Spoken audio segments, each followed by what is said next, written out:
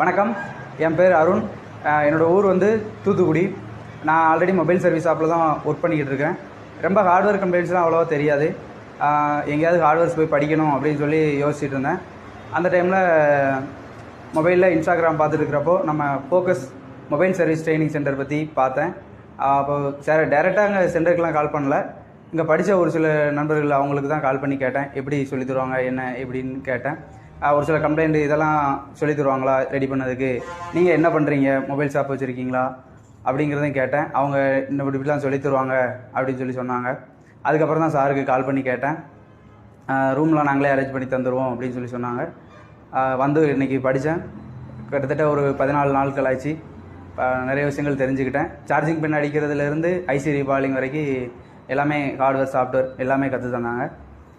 நம்மளே ஓனாக ஷாப் வச்சு ரன் பண்ணிடலாம் அப்படிங்கிற அளவுக்கு ஒரு தைரியம் வந்திருக்கு.